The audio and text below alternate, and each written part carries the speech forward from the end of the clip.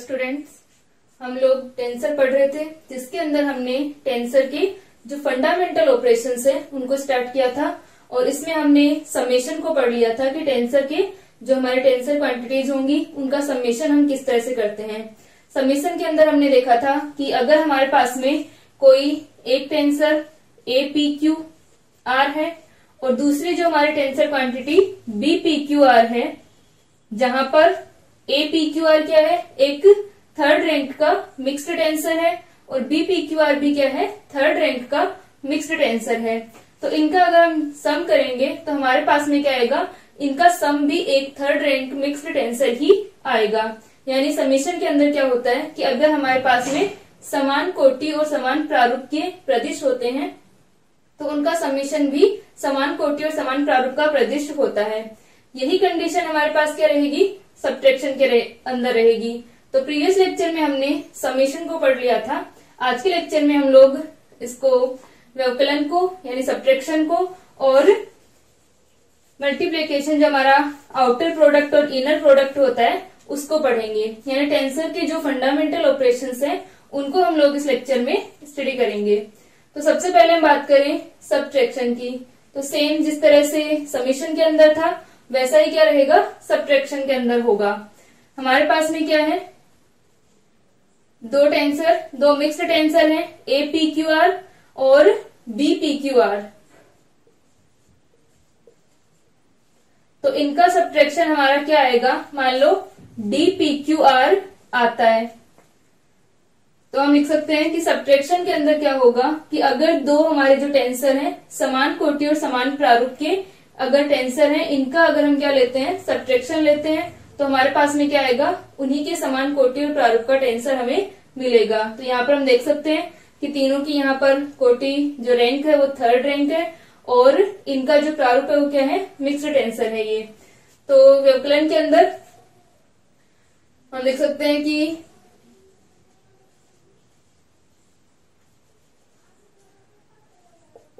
दो समान कोटि तथा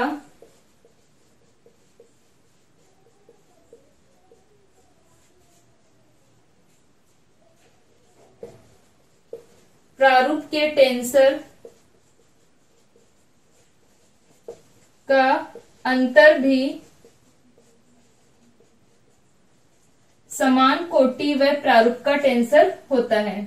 टेंसर या प्रदिश यहां पर लिख लेना, प्रारूप का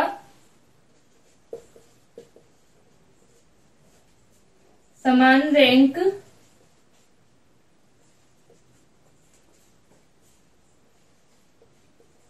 और टाइप का क्या होगा, टेंसर होगा।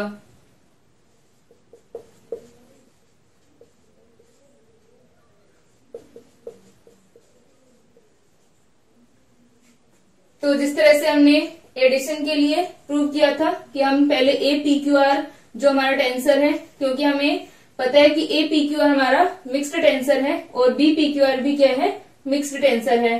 तो हमें प्रूव करना है कि क्या डी पी क्यू आर भी मिक्स्ड टेंसर होगा। तो जैसे हमने उसको प्रूव किया था एडिशन के अंदर, वैसे हम यहाँ पर डी पी क्यू आर को प्रूव कर सकते हैं। तो आप लोग एक बार ये करके देख लेना, ए पी क्यू आर का ट्रांसफॉर्मेशन लिखोगे आप, बी पी क्यू आर का ट्रांसफॉर्मेशन लिखोगे और उन दोनों का अंतर लोगे, डिफरेंस यहाँ पर लोगे, तो आपके पास में क्या आएगा, इस प्रकार से आपकी जो इक्वेशन आएगी वो क्या होगी कि आप एक उसे डी पी क्यू आर की फॉर्म में लिख सकते हैं, यानी थर्ड रैंक मिक्स्ड टेंसर की फॉर्म में लिख सकते हैं। सेम ही है जैसे समेशन के अंदर था, बस यहाँ पर आपका माइनस का साइन आ जाएगा। तो नेक्स्ट हम बात करते हैं थर्ड, आउटर प्रोडक्ट की।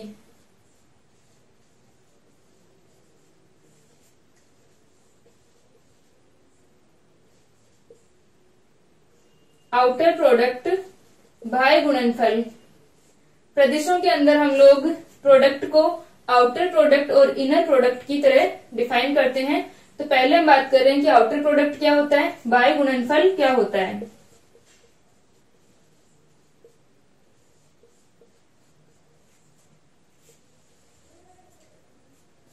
किन्हीं भी दो प्रदेशों का अगर हम आउटर प्रोडक्ट ले रहे हैं, दो या दो से अधिक जितने भी प्रदेशों का हम क्या लेंगे, आउटर प्रोडक्ट लेंगे, तो क्या होगा कि जो हमें रिजल्टेंट मिलेगा, परिणामी प्रदेश जो हमें मिलेगा टेंसर, क्या रहेगा, उसकी जो रैंक होगी वो उन दोनों टेंसर की रैंक के योग के बराबर होगी।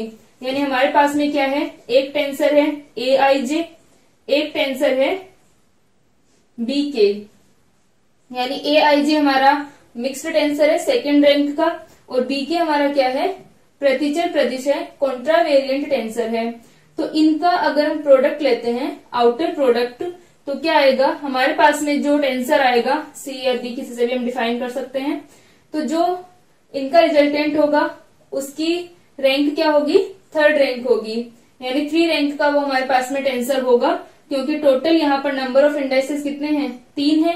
यानी इसकी 2 थी और इसकी 1 थी, तो इसका जो आउटर प्रोडक्ट होगा उसकी रैंक हो जाएगी इन दोनों की रैंक का सम, यानी 2 + 1 = 3। इसे हम लिख सकते हैं आई के जे। ये हमारा आउटर प्रोडक्ट कहलाता है। ये नॉर्मल जो हम संख्याओं का गुणनफल करते हैं उन्हीं की तरह होता है। तो हम इसको प्रूव करें।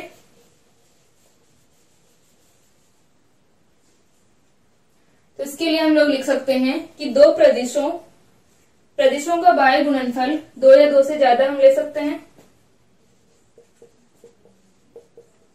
प्रदिशों का बाह्य गुणनफल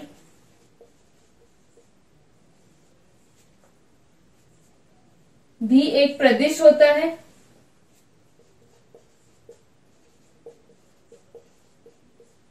प्रदिश होता है यानी अगर हम प्रोडक्ट लेते हैं 2 या 2 से ज्यादा टेंसर का, तो जो हमारा रिजल्टेंट आएगा वो भी एक टेंसर ही आता है। प्रदिश होता है जिसकी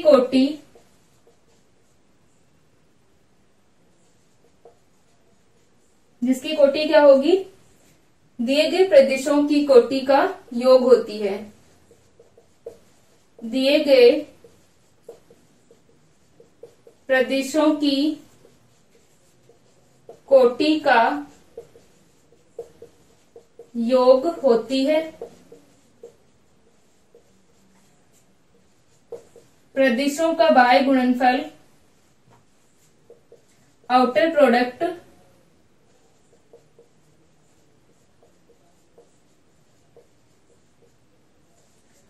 क्रम विनिमय और साहचर्य होता है। जिस प्रकार से हमारा जो समेशन होगा वो भी क्या होता है, क्रम विनिमय और साहचर्य होगा, कम्यूटेटिव और एसोसिएटिव होता है। इसी प्रकार से हमारा ये आउटर प्रोडक्ट भी कम्यूटेटिव और एसोसिएटिव होगा। प्रदिशों का बाह्य गुणनफल क्रम विनिमय व साहचर्य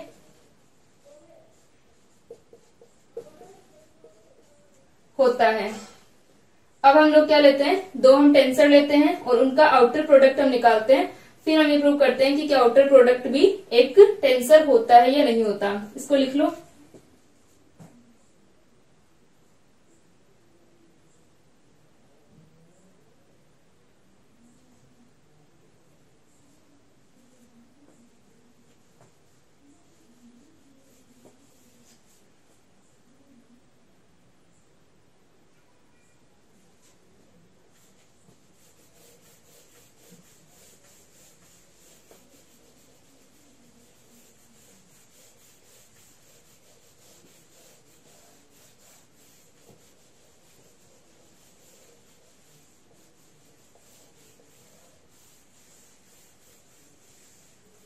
तो हमने क्या लिया कि यहाँ पर हमारे पास में 2 टेंसर हैं। माना ए आई जे एक सेकेंड रैंक का मिश्रित प्रदिश है, यानी मिक्स्ड टेंसर है। द्वितीय कोटि का मिश्रित प्रदिश है तथा बी के प्रथम कोटि का फर्स्ट रैंक का कॉन्ट्रावेरिएंट टेंसर है।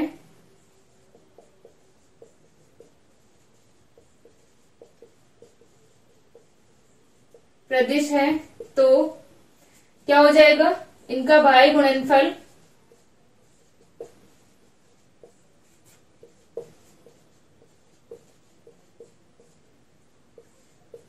ए आई जे बी के इक्वल टू सी आई के बी के equal to C I K जे। अब हम प्रूव करते हैं कि क्या सी आई के जे हमारा टेंसर है या नहीं है। यहाँ पर सी आई के जे क्या आना चाहिए, एक थर्ड रैंक का मिक्स्ड टेंसर आना चाहिए।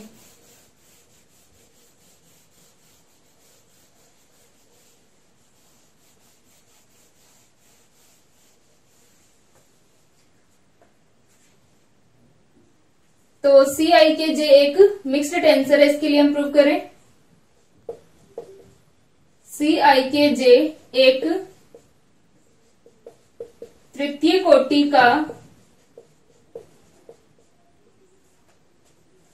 मिश्रित प्रदेश होगा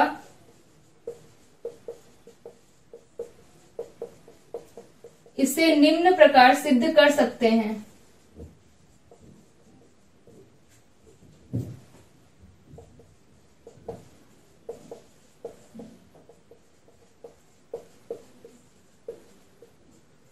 इसको प्रूव करने के लिए हमें क्या शो करना होगा कि ये जो सी आई के जे है हमारा एक थर्ड रैंक मिक्स्ड टेंसर की तरह ट्रांसफॉर्म होना चाहिए। तो ये दोनों हमारे टेंसर हैं, इसका मतलब ये दोनों ट्रांसफॉर्म होंगे टेंसर की तरह। तो पहले हम इनका ट्रांसफॉर्मेशन लिखें। तो हम लिखें प्रदिश ए आई जे का रूपांतरण एक्स बार म्यू फ्रेम में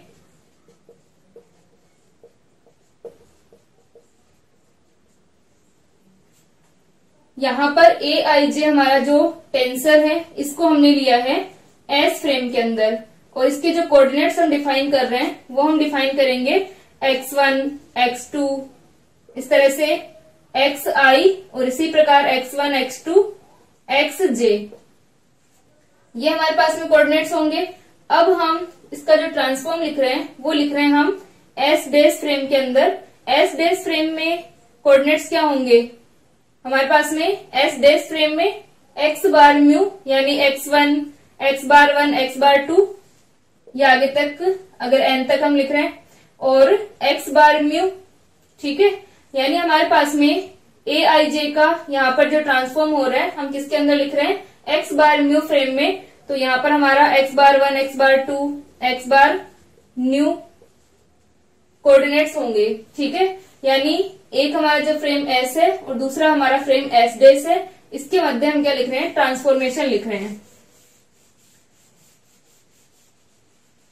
तो ये जो हम एक्स बार म्यू निर्देश तंत्र लिखते हैं ये हम किसके लिए लिख रहे हैं, एस डेस फ्रेम के लिए, जिसके अंदर कोऑर्डिनेट्स क्या हैं, एक्स बार हैं। जैसे आप लोगों ने फर्स्ट ईयर में पढ़ा है कि हमारा एस फ्रेम उसमें हम कोऑर्डिनेट्स लिखते थे एक्स वाई जेड, और हमारा एस डेस फ्रेम उसमें हम कोऑर्डिनेट्स लिखते थे एक्स डेस वाई डेस जेड डेस। वैसे यहाँ पर है इस ए आई जे को हमने डिफाइन किया है एस फ्रेम में, और जो हम इसका ट्रांसफॉर्म अभी लिख रहे हैं ए बार म्यू न्यू की फॉर्म में वो हमारा होगा एस डेस के अंदर, ठीक है। तो यहां पर हम इसका ट्रांसफॉर्म लिखें तो क्या आ जाएगा, A bar mu nu equal to del X bar mu upon del X I del X J upon del X bar nu A I J. क्योंकि ये तो टेंसर है तो मिक्स्ड टेंसर की तरह इसको हम ट्रांसफॉर्म कर सकते हैं। इसी प्रकार क्या हो जाएगा, बीके को भी हम लिख सकते हैं। बीके हमारा कॉन्ट्रावेरिएंट टेंसर है, तो इसका ट्रांसफॉर्मेशन अगर हम लिखें एस डेस फ्रेम के अंदर तो क्या आ जाएगा, B bar lambda equal to, ये हमारे आई जे के और ये म्यू न्यू लैम्डा ये सारे क्या हैं, सूचकांक है, इंडाइसेस हैं। तो यहां पर B bar lambda equal to क्या हो जाएगा, del X bar lambda upon del X के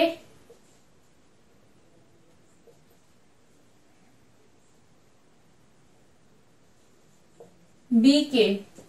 यानी हमारा ये भी टेंसर था और ये भी टेंसर था, तो दोनों को हम ट्रांसफॉर्म कर सकते हैं टेंसर की तरह। अब इनका आउटर प्रोडक्ट अगर हम लिखें तो इनका आउटर प्रोडक्ट क्या हो जाएगा,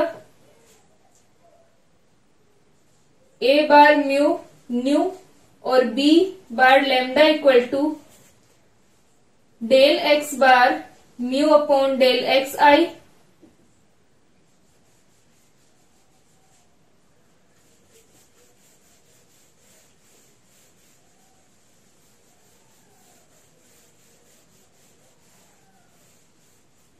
इसको हम लिख दे इक्वेशन 1 और इसको 2। तो हम लिख सकते हैं समीकरण 1 व 2 के बाह्य गुणनफल से आउटर प्रोडक्ट क्या हो जाएगा, ए बार म्यू न्यू और B bar lambda equal to del X bar mu upon del X I del X J upon del X bar nu A I J और बी बार लैम्डा, इसके लिए क्या आ जाएगा, del X bar lambda upon del X के B K. ये हमारी equation आ गई। इक्वेशन 1 और 2 का हमने क्या ले लिया, इनर या आउटर प्रोडक्ट हमने यहां पर लिख लिया।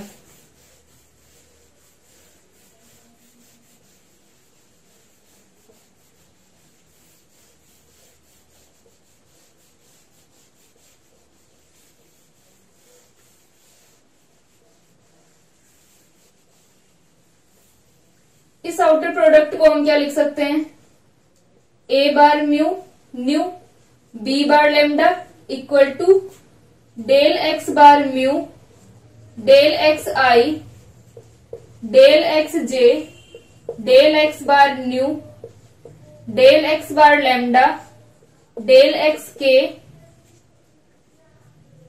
और ए आई जे बी के। तो यहां से हम देख सकते हैं कि जो हमारा ए बार म्यू न्यू और B bar lambda A I J B K, यानी ए आई जे बी के हमारा क्या आ रहा है, एक टेंसर की तरह आ रहा है, क्योंकि ये जो ट्रांसफॉर्मेशन हो रहा है वो किसकी तरह है, एक थर्ड रैंक मिक्स्ड टेंसर का ट्रांसफॉर्मेशन है। मान लो हमारे पास में कोई टेंसर होता सी आई के जे, इसका अगर हम ट्रांसफॉर्मेशन लिखते, मिक्स्ड टेंसर है ये हमारा थर्ड रैंक का, अगर हम इसका ट्रांसफॉर्मेशन लिखते तो यही होता है इसका ट्रांसफॉर्मेशन, इसी प्रकार से लिखा जाता। इसका मतलब इस समीकरण को हम क्या लिख सकते हैं, इसे हम लिख सकते हैं C bar mu lambda nu equal to del X bar mu del X I del X J del X bar nu del X bar lambda del X K, और यह आ जाएगा सी आई के जे, जहां C bar mu lambda nu equal to क्या है, A bar mu nu B bar lambda और C आई K जे क्या है, ए आई जे बी के है। तो यहां पर जो हमारा समीकरण 3 आ रहा है वो क्या है, एक थर्ड रैंक मिक्स्ड टेंसर का ट्रांसफॉर्मेशन है। तो हम लिख सकते हैं समीकरण 3 तृतीय कोटि मिश्रित प्रदिश का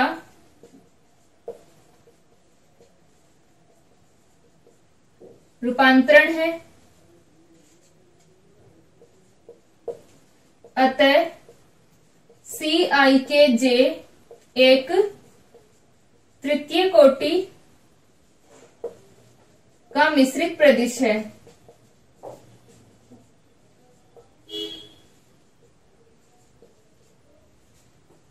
तो यहां से हमारे पास में क्या आ गया कि या तो ये लिख लेना, अतः सी आई के जे तृतीय कोटि का मिश्रित प्रदिश है, या दो अगर हमने जो टेंसर लिए थे, एक हमारा मिक्स्ड टेंसर था सेकंड रैंक का और एक हमारा कॉन्ट्रावेरिएंट टेंसर था फर्स्ट रैंक का, उनका आउटर प्रोडक्ट क्या आया हमारे पास में, एक थर्ड रैंक का मिक्स्ड टेंसर आया। ठीक है, तो हम इसे सिंपली आउटर प्रोडक्ट को हम एक सिंपल प्रोडक्ट की तरह डिफाइन करते हैं और जो रिजल्टेंट हमारे पास में आता है उसकी जो रैंक होगी वो उन दोनों टेंसर जो हमें गिवन थे उन दोनों की रैंक के सम के इक्वल होगी।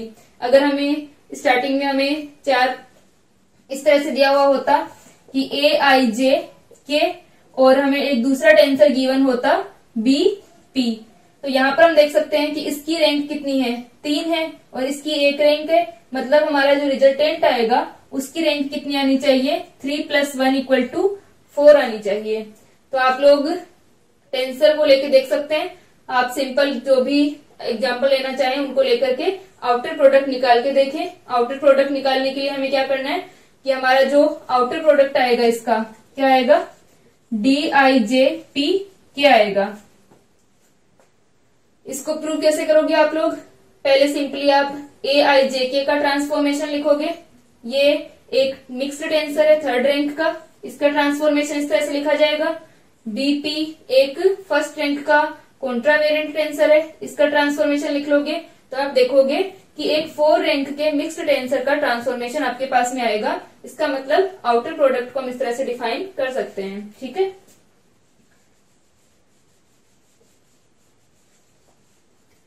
तो यहाँ पर सिंपली ये ट्रांसफॉर्मेशन हमें लिखना होता है, चाहे हम समेशन के अंदर प्रूव कर रहे हो या प्रोडक्ट के अंदर या हम सब्ट्रैक्शन में किसी में भी अगर हम प्रूव कर रहे हैं तो यहाँ पर हमें क्या लिखना है कि जो गिवन टेंसर होंगे हमें उनके हम ट्रांसफॉर्मेशन लिखेंगे।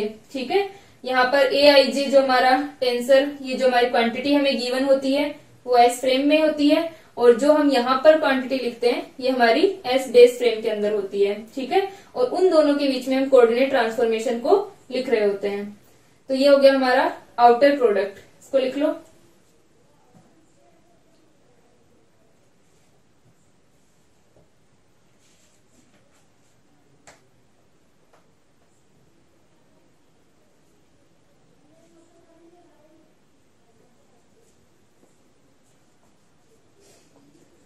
यहां तक हो गया।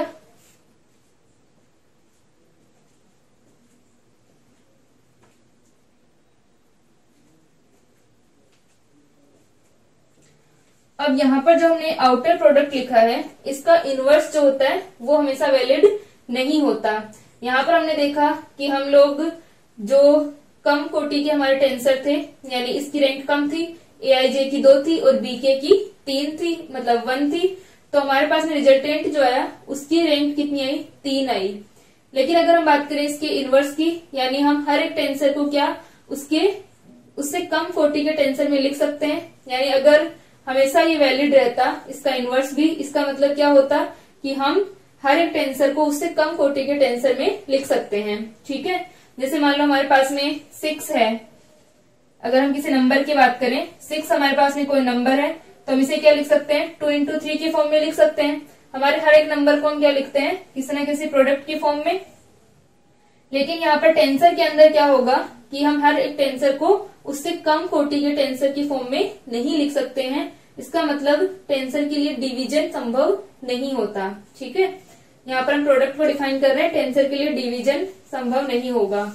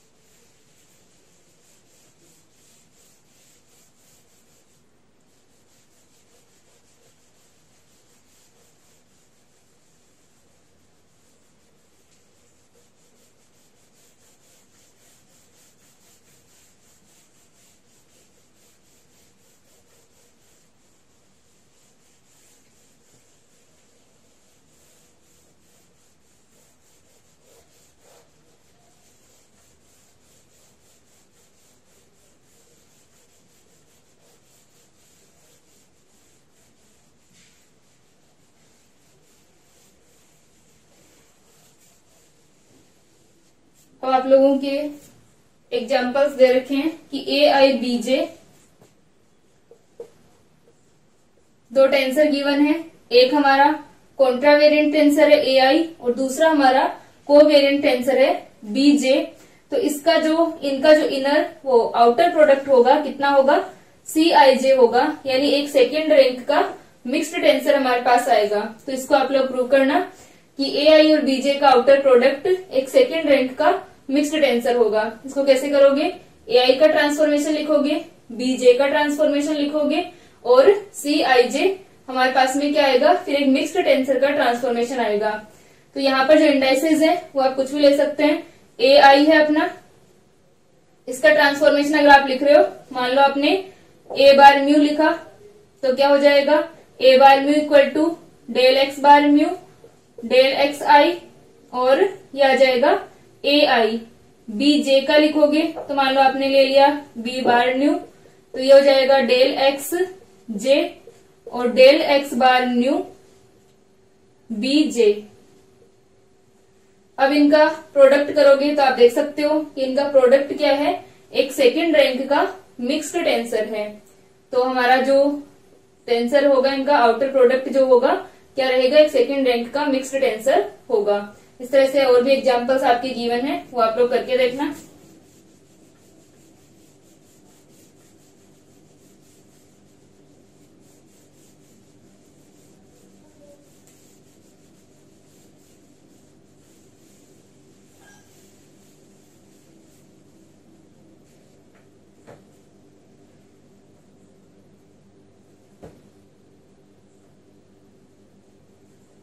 अब नेक्स्ट हमारे पास में है contraction of A tensor.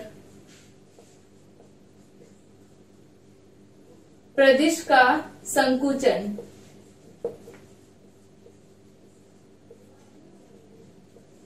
Contraction of tensor. तो जब हम प्रदिश का संकुचन किस प्रकार से करते हैं, मान लो हमारे पास में क्या है, एक मिक्स्ड टेंसर है MNPQR। तो किसी भी मिक्स्ड टेंसर के अंदर जब उसके किसी भी एक सुपरस्क्रिप्ट को और एक सबस्क्रिप्ट को हम इक्वल कर देते हैं तो वो क्या होता है, वो हमारा जो टेंसर हमें मिलेगा रिजल्टेंट, उसकी जो रैंक होगी वो 2 कम हो जाएगी। यहाँ पर हमारे पास में क्या है, MNPQR एक मिक्स्ड टेंसर है 5 रैंक का। इसकी रैंक कितनी है, 5 है। अब हम क्या करें, P और Q को इक्वल कर दें, P इक्वल टू Q कर दें, तो क्या होगा कि इसकी जो रैंक होगी वो 3 हो जाएगी, क्योंकि P और Q को इक्वल करने पर क्या बन जाएगा, AMNP और PR। तो यहां पर हमारा जो P है वो क्या बन गया, डमी इंडेक्स बन गया। यानी एक मिक्स्ड टेंसर के अंदर अगर हम किसी सुपरस्क्रिप्ट और सबस्क्रिप्ट को इक्वल करते हैं तो हमारी क्या हो जाएगी, रैंक 2 कम हो जाती है, क्योंकि P और Q को इक्वल करने पर ये क्या बन गया, डमी इंडेक्स बन गया।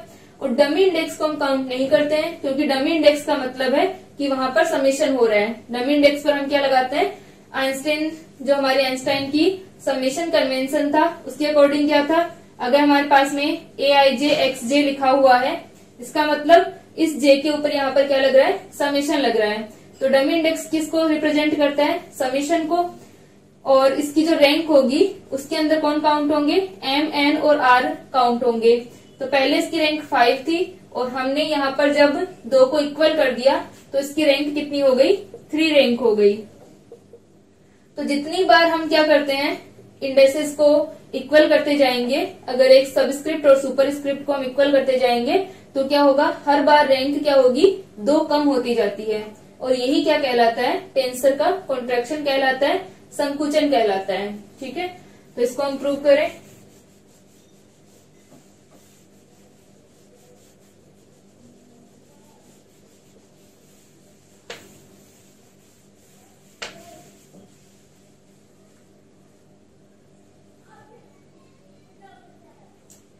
तो यहां पर हम ले रहे हैं कि हमारे पास में क्या है, माना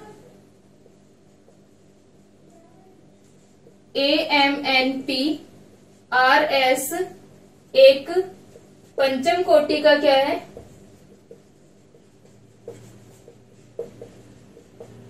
मिश्रित प्रदिश है। तो इसका जो ट्रांसफॉर्मेशन होगा वो किस प्रकार से होगा, तो इसका रूपांतरण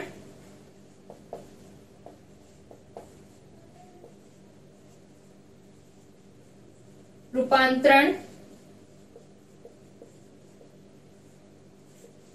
ए बार I J K L M, यहां पर हमने क्या ले लिया, इसका जो हम ट्रांसफॉर्मेशन कर रहे हैं A bar I J K L M, और हम इसे ट्रांसफॉर्मेशन को कैसे लिखेंगे, ये भी हमारे पास में ये क्या है, एक फिफ्थ कोटि का, इसका फिफ्थ रैंक का मिक्स्ड टेंसर है। तो इसका transformation A bar I J K L M del X bar I del X M तो है हमारे पास में, इसको हम क्यू ले लेते हैं।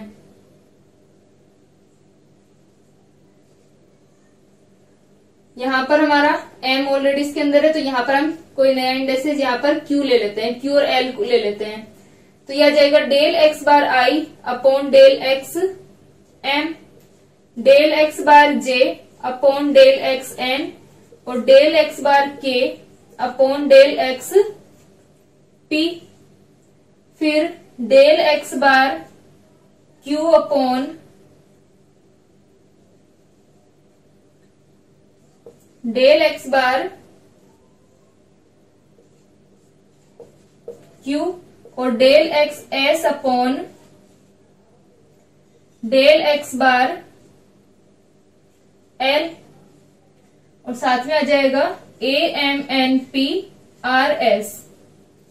यहां पर हमारा जो फिफ्थ रैंक का मिक्स्ड टेंसर है, इसका हम क्या कर रहे हैं, कॉन्ट्रैक्शन कर रहे हैं। तो कॉन्ट्रैक्शन के अंदर हम क्या करते हैं कि एक हमारा सबस्क्रिप्ट और सुपरस्क्रिप्ट का जो इंडेक्सेस है उनको हम इक्वल कर देंगे। इक्वल करने पर वो डमी इंडेक्सेस हमारा बन जाएगा, डमी इंडेक्स की फॉर्म में आ जाएगा। और डमी इंडेक्स हमारे काउंट नहीं होते हैं रैंक के अंदर, क्योंकि डमी इंडेक्स किसको, समेशन को रिप्रेजेंट करते हैं। तो यहाँ पर हमने एक MNP-RS के लिया, एक फिफ्थ रैंक का मिक्स्ड टेंसर लिया, फिर हमने इसका ट्रांसफॉर्मेशन लिखा। तो इसका ट्रांसफॉर्मेशन इस तरह से लिखा जाएगा, आई जे के हमारे कॉन्ट्रावेरिएंट कोऑर्डिनेट है और QL हमारे कोवेरिएंट कोऑर्डिनेट है। तो हमने इसको इस तरह से ट्रांसफॉर्म कर लिया। अब इसका कॉन्ट्रैक्शन करने के लिए हम क्या करते हैं, P इक्वल टू R ले लेते हैं। माना P equal to R, P equal to अगर हम R ले लेंगे तो ये क्या बन जाएगा, A bar I J K QL equal to del X bar I del X M del X bar J del X N del X bar K del X P, और P इक्वल टू हमने R लिया है तो ये भी हमारा क्या हो जाएगा, P हो जाएगा, del X P del X bar Q del X S del X bar L, और ये बन गया A M N P P S. P और R को हमने इक्वल ले लिया है, तो इसकी जगह चाहे तो R लिख लो दोनों जगह, या चाहे दोनों जगह P हम लिख लेंगे। अब यहां से हम देख सकते हैं कि ये इक्वेशन क्या बन गई, A bar I J K Q L equal to del X bar I del X M del X bar J del X N del X bar K del X P, और इन दोनों को देखने पर हमें पता है कि ये हमारा जो इस तरह से अगर हमने लिख रखा है कि del X bar K del X P del X P del X bar Q, तो इसका मान क्या होता है, del X bar K upon del X bar Q होता है। जो सेम वाले होते हैं इनको हम हटा सकते हैं, यहाँ पर del X bar K upon del X bar Q होता है, ये हम पढ़ चुके हैं पहले। और ये आ जाएगा del X S upon del X bar L, साथ में आ गया A M N P P S. तो ये हमारी इक्वेशन आ गई। अब इस इक्वेशन का एग्जिस्टेंस कब होगा, जब K और Q इक्वल हो। K और Q इक्वल नहीं होंगे तो इसका एग्जिस्टेंस नहीं होगा, क्योंकि यहां पर हमारे पास में क्या आ गया, del X bar K upon del X bar Q, दोनों एक ही फ्रेम के क्या हैं, कोऑर्डिनेट हैं, दोनों ही बार हैं, तो दोनों ही क्या है, एक ही फ्रेम के कोऑर्डिनेट हैं। और एक फ्रेम के कोऑर्डिनेट होंगे तो वो क्या होंगे, इंडिपेंडेंट होंगे, यानी एक ही निर्देश तंत्र के जो चर हैं वो अनाश्रित होंगे, आश्रित नहीं होंगे। तो यहाँ पर हम देख सकते हैं कि K और Q का हमारा एग्जिस्टेंस कब होगा, जब ये दोनों इक्वल हो, वरना इनका क्या हो जाएगा, यहाँ पर डिफरेंशिएशन 0 हो जाएगा। तो इनका डिफरेंशिएशन 0 हो जाएगा, तो हम लिख सकते हैं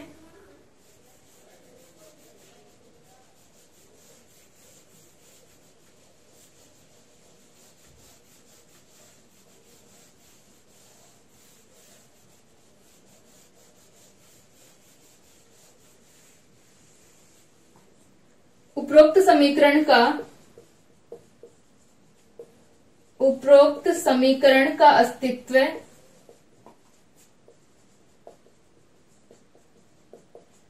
तभी होगा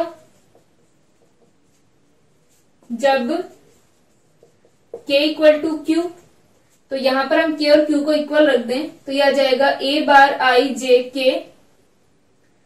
K L equal to del x bar I del x M del x bar J del x N del x bar K, और ये भी हमारा Q ही है, और इसको हम लिख सकते हैं क्रोनेकर डेल्टा की फॉर्म में, डेल्टा बार के क्यू, और ये आ जाएगा del X S upon del X bar L A M N P P S. इसका मान 1 हो गया क्रोनेकर डेल्टा का।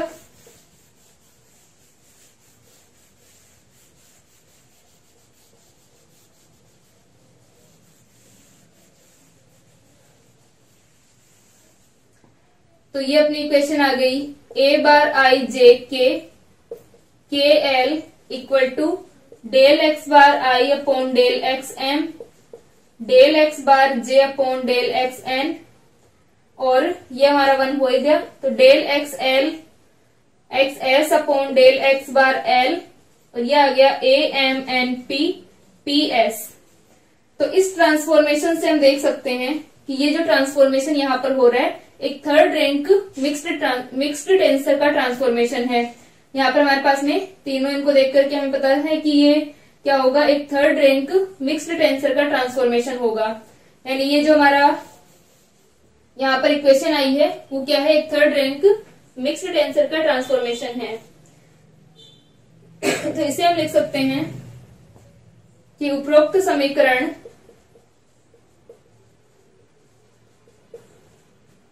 एक तृतीय कोटि के मिश्रित प्रदिश का रूपांतरण है।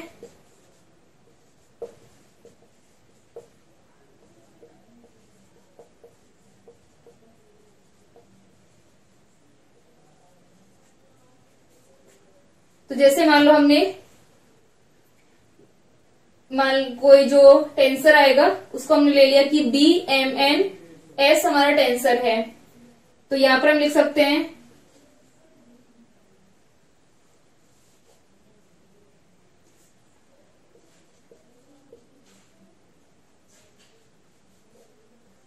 रूपांतरण है। तो बी एम एन एस का रूपांतरण लिखने पर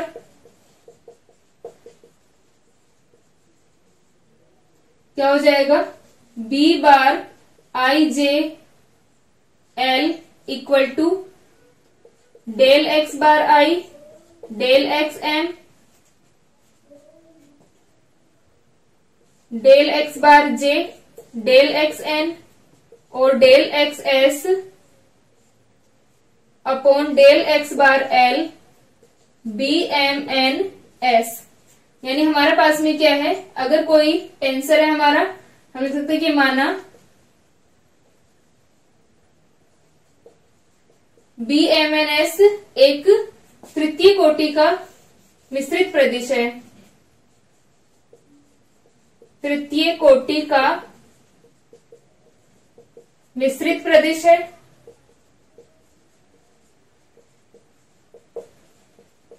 अतः क्या हो जाएगा, इसका ट्रांसफॉर्मेशन इस प्रकार होगा। तो यहां से हम देख सकते हैं कि ये वाली जो हमारी इक्वेशन है, यहाँ पर हमने जो ये हमारा हम 5th रैंक का जो मिक्स्ड टेंसर लेके चले थे उसका ट्रांसफॉर्मेशन क्या आ रहा है, अब एक थर्ड रैंक मिक्स्ड टेंसर के ट्रांसफॉर्मेशन के बराबर आ रहा है। इसका मतलब कि अगर हम यहाँ पर दो इंडाइसेस को इक्वल कर देते हैं तो क्या हो जाएगा, इसकी रैंक 2 कम हो जाती है। इसे हम क्या कहते हैं, कॉन्ट्रैक्शन कहते हैं। ठीक है, टेंसर का कॉन्ट्रैक्शन हम इसे कहते हैं।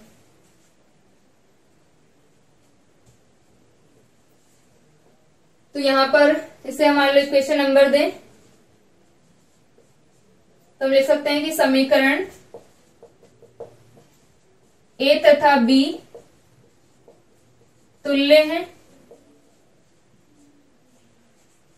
तो यहां से क्या हो जाएगा, अतः AMNP RS एक पंचम कोटि 5th रैंक के मिक्स्ड टेंसर का कॉन्ट्रैक्शन क्या होता है, एक थर्ड रैंक के मिक्स्ड टेंसर के इक्वल होता है। ठीक है, इसको लिख लेना कि ये 5th रैंक का जो मिक्स्ड टेंसर है इसका कॉन्ट्रैक्शन किसके इक्वल होगा, थर्ड रैंक के मिक्स्ड टेंसर के इक्वल होगा। और यहाँ पर हमारे पास में अगर हम आगे कॉन्ट्रैक्शन करें, अगर हम किसी और इंडेक्सेस को इक्वल कर देते हैं तो क्या होता जाएगा, 2 रैंक कम होती जाती है। हमेशा जब भी हम कॉन्ट्रैक्शन करते हैं, संकुचन करते हैं, तो उसके अंदर 2 रैंक कम होगी। स्टार्टिंग में जब हम लेके चले थे तो 5 थी और हमारे पास में क्या आया है, अब 3 रैंक आई है। तो यहाँ से जैसे भी हम कॉन्ट्रैक्शन करेंगे तो वहां पर रैंक जो है वो 2 कम होगी। आगे के लेक्चर में हम लोग इनर प्रोडक्ट को और कोसेंट लॉ को पढ़ेंगे। ठीक है, इसको यहाँ तक कर लो।